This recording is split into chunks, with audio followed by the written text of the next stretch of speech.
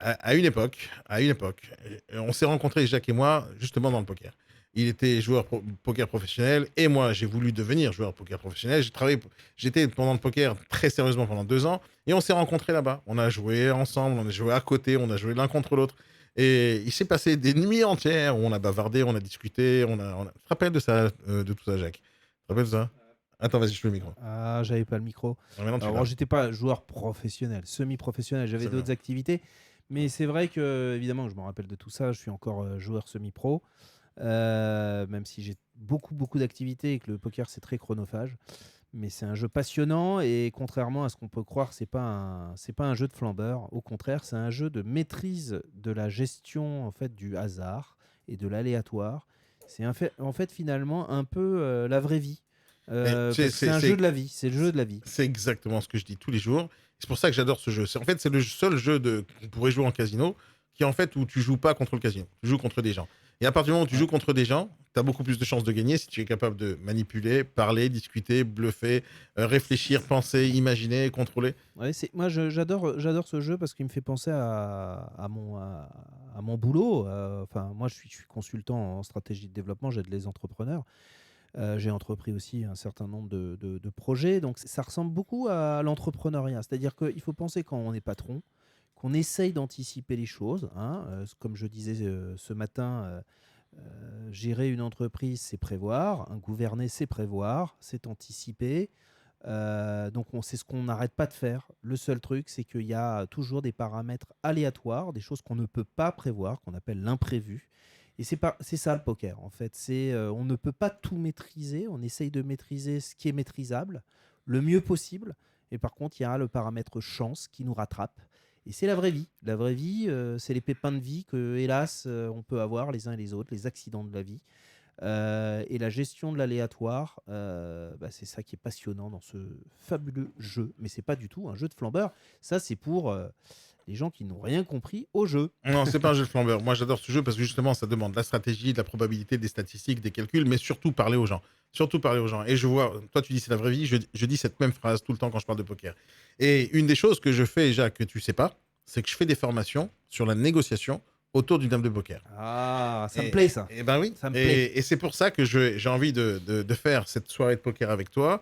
Je sais pas s'il y aura du monde avec nous ce soir, j'en sais rien. Peut-être qu'on sera en tête à tête, peut-être qu'on va faire intervenir deux, trois personnes avec nous, je ne sais pas. Mais on va jouer au poker comme si c'était une vraie partie de poker. Et on va essayer de faire en live des choses que j'ai l'habitude de donner en conseil et en formation, dans l'attitude qu'on doit avoir lorsqu'on s'assoit sur une table, exactement lorsqu'on va s'asseoir sur une table de négociation, exactement lorsqu'on va démarcher, prospecter, vendre, etc. Il y a une attitude que le joueur d'en face lit en toi, que toi tu peux lire le joueur d'en face. Et selon ce que tu vas dire, il va avoir des réactions. Selon ce qu'il va faire, tu vas réagir. Et pour moi, c'est la vraie vie parce que dans une négociation, dans une vente, tu dois faire face à l'interlocuteur et tu dois agir selon lui, selon ce qu'il fait, selon sa panique, selon son stress. Tu lui affiches un prix 10 000 euros, ah, tu vois qu'il fait un petit geste avec son œil, tu sais que 10 000 euros, tu as exagéré ou tu n'as pas assez exagéré. Et donc, c'est à toi de vérifier tous ces trucs-là en étant à l'affût de chaque petit geste, chaque petit signe, chaque petite chose. Et surtout, l'idée de la probabilité et des stats et de réfléchir à ce qu'il pourrait avoir en main, parce que c'est comme ça, encore une fois, dans la vraie vie. Et qu'est-ce que vous voulez dire, Et Jacques? moi, je voulais simplement dire, j'ai un projet sur le poker de masterclass, justement. Alors, c'est rigolo que tu parles que toi, que tu crées de la formation autour Ben oui. de ce magnifique jeu. Parce il y a énormément de masterclass maintenant avec les outils digitaux qui existent dans le monde du poker, mais souvent, les joueurs qui font les masterclass font des masterclass très techniques. C'est-à-dire que le but, c'est d'essayer d'aider le joueur de poker à progresser techniquement.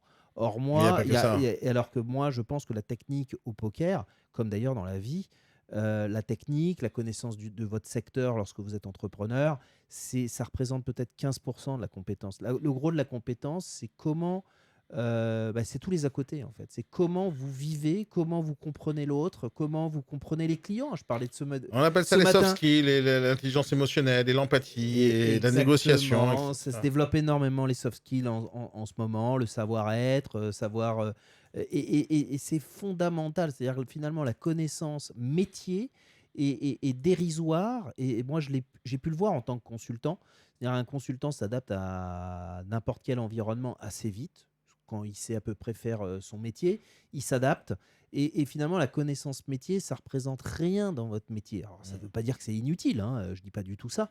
Mais ça représente peut-être 15% de la réussite, hein, si on devait mettre des chiffres, 15-20% maximum. Ouais. Et ça veut dire que 80%, c'est le relationnel, c'est la Savoir-être. compréhension de l'autre, le savoir-être, mais le savoir-faire aussi dans la Ouais, compréhension de l'autre. bien sûr. Et ça, pour le coup, le poker, ce jeu-là, il est assez symptomatique de ce qu'on est en train de dire là. C'est que finalement, la technique, c'est important, mais il y a tout le reste. La compréhension de l'autre, savoir comment il fonctionne, savoir quand est-ce qu'il bluffe, et puis aussi savoir gérer une partie, c'est-à-dire savoir gérer Les up and down.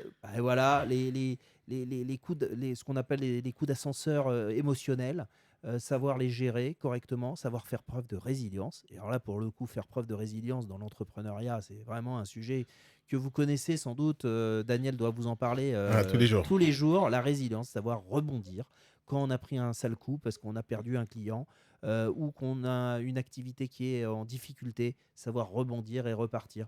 Ça, la boxe aussi, je crois que Daniel connaît bien Tous les jours, j'en parle sport-là. aussi. La boxe, c'est aussi un beau métier de résilience. Et le poker, je vous assure, quand vous prenez un mauvais coup, il faut savoir rebondir. Donc Ouais. ça, je crois que c'est en fin de journée. Alors hein. ce soir, à 19h. Alors, 2 rendez-vous pour ce soir. 17h30, on va parler de BIM.com. Ça va être un super moment, je vous assure. Il va me dire des secrets que je ne connaissais pas parce qu'il va me donner des avis sur ce qu'il a vu. Non, je vous assure, ça va être génial. Ça va être génial. Je ne sais pas ce qu'il va dire du tout parce qu'il n'y a rien de prévu, il n'y a rien de préparé. Il m'a dit, j'ai envie de parler de ça. Et qu'est-ce que tu en dis? Moi, je dis bien sûr, avec plaisir. Et on en parle. Il va donner son avis sur ma façon de vivre et ma façon de travailler. Ça va être un regard extérieur. Hein. Ça va être cool. Maintenant, ça c'est la première partie 17h30 qui va durer peut-être jusqu'à 18h30 ou 19h max. À 19h, on a prévu une partie de poker qui va se faire comme à la télévision, qui va se faire comme sur YouTube. C'est-à-dire vous allez pouvoir voir nos cartes et moi je ne pourrai pas voir les siennes. Donc on va trouver le moyen, j'ai déjà trouvé le moyen, j'ai investi un tout petit peu de sous sur ce petit truc comme ça pour qu'on puisse... En fait c'est surtout de la créativité, tu verras ce soir. Donc l'idée c'est qu'on puisse voir nos cartes, comme ça vous puissiez réfléchir avec nous en même temps sur comment on joue, comment on réfléchit, comment on décide. Et il y aura peut-être 3-4 joueurs ici et vous verrez les cartes de tout le monde. Nous, on verra pas nos propres cartes. Donc, je verrai les miennes et il verra les siennes, mais je pourrai pas voir les siennes, bien sûr, c'est évident. Mais vous allez pouvoir voir parce qu'on va diffuser ça en live sur Facebook et sur YouTube. Ça va être cool et vous pourrez participer avec nous. Ça va être génial. Mais mis à part ça, je vais essayer de donner des conseils à ceux qui nous écoutent sur comment je réfléchis, comment je pense, selon les joueurs que j'ai en face de moi, que ce soit Jacques ou n'importe quelle autre personne. Et lui, il fera de même. Il va me donner ses conseils et la façon de réfléchir et de décider qui va être importante. Et vous savez, je ne l'ai pas dit à Jacques, mais une des choses que j'ai appris chez Jacques sur justement le poker, c'est un truc que moi, j'avais pas du tout l'habitude de faire à l'époque où je jouais. Et lui, il m'a initié à ça sans qu'il le sache. Moi, j'ai capté tout ce qu'il me disait et j'en prends des notes et j'en ai fait mon truc. Et c'était justement sur la gestion de la trésorerie et ce qu'on appelle la bankroll. Avant que je rencontre Jacques, j'avais lu ça dans des bouquins, mais je ne l'avais pas mis en pratique. Je l'ai vu travailler au poker. Il travaille au poker exactement comme il gère une entreprise. Et ça, c'est assez intéressant, c'est-à-dire de comment gérer sa bankroll et comment prendre le moins de risques possible. Et c'est une des raisons, une des choses qu'il m'a dit sans le savoir, sans qu'à l'époque on se connaissait profondément. Il m'a donné sans le savoir, il me donnait pas des conseils. Tiens, je te donne un conseil, Daniel. Il a juste dit voilà, je t'explique comment moi je travaille. Et il m'a montré comment il fonctionnait, comment il prenait ses petits cahiers, comment il prenait ses petites notes. Et j'ai commencé à appliquer quelques petits trucs à lui, ces petites techniques. Et c'est ça qui m'a fait gagner plus d'argent au poker, justement en prenant moins de risques et en continuant à travailler, à jouer de la même manière que je travaillais auparavant. Fais attention, je vais te réclamer de l'argent là. Trop tard, mon ami, trop tard, c'est trop tard. Trop tard. Mais oui, et c'est pour ça que je lui posais la question sur la trésorerie aujourd'hui, parce que sa façon de voir les choses, elle est justement conservatrice. Ce qui n'est pas la mienne. Moi, je mets tapis. Lui, il met pas tapis. Il met tapis, moins. 30%, 40%. Moi, je connais à peu près 6000 joueurs sur Paris qui jouent au poker, donc je connais très très bien le fil du parisien. Je suis connu pour être un joueur très très prudent. Il y en a certains qui rigolent parce que je suis imprudent. Mais je vous expliquerai tout ça ce soir. Comment je pense. Cool. Il y a une émission, si vous aimez ça, mais on vous dira aussi ça ce soir. On vous le rappellera. En tout cas, il y a une émission qui s'appelle Dans la tête d'un pro, qui est une émission qui est très bien faite. Alors, je ne sais pas comment ça sera conçu ce soir, mais bon, je fais totalement confiance à Daniel de trouver les moyens technologiques, mais c'est pas facile. J'ai tout acheté. Si vous voulez, le poker, c'est un jeu quand même lent. où on répète quand même de nombreux coups et c'est un jeu où il faut être prudent. Donc, parfois, il se passe rien, si je puis dire. En tout cas, il faut être Bon, on patient, va rendre ça etc. passionnant. On va rendre ça Donc on passionnant. va voilà, mais sinon vous avez, des émissions, sur Winamax qui s'appellent «Dans la tête d'un pro». Je suis sûr qu'il y en a plein qui connaissent et c'est assez intéressant et là, Ouais. je pense que ce soir, ça sera encore plus Moi, intéressant. je pense que ça va être intéressant parce que, en fait, si tu joues le jeu et si ceux qui vont venir avec nous vont jouer le jeu. Parce que j'ai invité 2 personnes qui sont des vrais joueurs. Non Ils veulent jouer. c'est de faire des analogies Ouais, c'est ça. évidemment avec le monde professionnel et le monde de l'entrepreneuriat parce que c'est le but, c'est pas de faire une partie de poker point, c'est de faire C'est une ça, c'est partie de ça, c'est poker ça. mais de le rendre, intéressant par rapport au monde de l'entrepreneuriat C'est et de ce que vous pouvez vivre vous au quotidien. c'est exactement ça l'idée, Jacques, et tu as bien capté le truc, et c'est exactement ce que j'ai envie de transmettre. Dire, le but de nous montrer en train de jouer au poker, ça sert à rien du tout, mais le but c'est qu'on en tire des conclusions. Moi, je vous assure, pour ceux qui ne savent pas jouer, moi j'ai 3 jeux. 3 jeux que j'adore et qui pour moi sont la vraie vie tous les jours. Tu maîtrises ces 3 jeux, tu peux faire du business. Il y a 3 jeux. Le premier jeu, c'est le poker. Deuxième, c'est le Monopoly. Et le troisième, c'est les échecs. Tu maîtrises ces trois types de jeux? J'en connais 2. Alors, moi, je pensais que tu allais dire la bonne paye. Non. Mais le Monopoly, Non. c'est quand même un peu. Moi, les échecs, parce que moi, je viens Le des jour où il échecs. lance la bonne facture, je réfléchis, mais la bonne paye, La ça. bonne paye, moi, je joue avec mon fils qui a 9 ans à la bonne paye et au Monopoly un peu. Mais Ah. surtout les échecs, parce que je viens, moi, des échecs. J'étais joueur d'échecs. J'ai joué contre même des grands, grands, grands Ah joueurs. ouais. Mais mon niveau reste mesuré. Moi aussi. Je préfère quand même le poker parce que les échecs, c'est vraiment beaucoup. Il y a beaucoup de techniques et beaucoup de compétences. Alors que finalement, le poker, évidemment, il y a de la compétence, mais comme je vous le disais tout à l'heure, c'est 15 à 20% de compétences, on va dire, sectorielles ou de compétences techniques, hein, on va dire, et 80% d'autres de soft skills, comme on le dit actuellement. Hein, Ouais. c'est à la mode, ça, soft Non, c'est skills. pas à la mode, ça a toujours existé, sauf les gens n'en prenaient pas compte. Mais Mais bon, voilà, savoir-être et aussi le savoir-faire, je dirais transverse. Hein, je vous expliquerai, si on a le temps, ce que c'est le soft skills, enfin le savoir-faire transverse. C'est ce qui ne s'applique pas forcément à un et un seul métier ou un et un seul secteur. Et c'est ça qui est intéressant. Alors que les échecs, on est vraiment sur un jeu très cérébral, qui fait appel à beaucoup de mémoire, beaucoup de compétences techniques. Hein. Il faut connaître toutes les ouvertures, etc. Et moi, j'y prenais plus goût, même si c'est un jeu incroyablement beau. tu connais la différence, en tout cas de mon point de vue, et sur les échecs et le poker. Pour toi, c'est quoi la différence entre les deux? Je pense que l'humain rentre beaucoup plus en considération sur le poker. Et moi, je pense que le poker, on est vraiment sur un jeu de gestion d'argent. Ouais, mais sur le principe même du jeu, le jeu lui-même. Là-bas, il y a des cartes, là, il y a des jetons, il y a des pions. Quelle est la différence pour toi? Bon, je vais te la donner, parce que le but, c'est pas de faire un... Mais il y en a plein, hein, parce que c'est La un grosse jeu différence. multiplayer. On joue rarement en poker en heads-up, c'est-à-dire seul à seul. Oui, mais en fait, regarde, je te dis, Alors, dis-le-moi, pour parce pas... que Ouais, voilà, sinon, c'est une devinette, ça sert à rien. dis-moi. Donc, l'idée de base, en tout cas, c'est pour ça que j'adore ces 2 jeux, c'est que quand tu joues aux échecs, et pour ceux qui n'ont pas joué aux échecs, je vous conseille d'aller apprendre, c'est facile, il y a plein de chaînes YouTube qui vont vous l'expliquer. Et si vous voulez des cours d'échecs avec ma version, ben, il n'y a pas de problème, j'en donnerai gratuitement, il n'y a pas de souci. Mais l'idée des échecs, c'est que quand moi je suis assis ici et lui il est assis de l'autre côté de la partie, moi je vois exactement où sont ses pions à n'importe quel moment de la partie. Il voit exactement où sont mes pions à n'importe quel moment de la partie. C'est-à-dire, en fait, il est où la puissance de ce jeu-là? Elle est où? C'est qu'en fin de compte, c'est seulement le plus intelligent et celui qui le prévoit le plus loin possible. C'est lui qui va gagner. Celui qui attaque le plus souvent, celui qui réfléchit le plus loin possible, c'est lui qui va gagner. Mais parce que je ne peux pas lui cacher des informations. Toutes les informations sont disponibles pour les 2 adversaires. Elles sont disponibles. À l'inverse de ça, si on prend le poker, alors là j'ai pas se mettre dans l'exemple, si on prend le poker, et si on parle du Texas Hold'em par exemple, ce qu'on va jouer ce soir, c'est j'ai 2 cartes en main, il a 2 cartes en main, et en finale, il y a 5 cartes communes à tous les deux. Et donc, j'ai quand même des informations manquantes. J'ai ces 2 cartes à lui qui sont manquantes, à l'inverse des jeux d'échecs, où toutes les informations sont disponibles.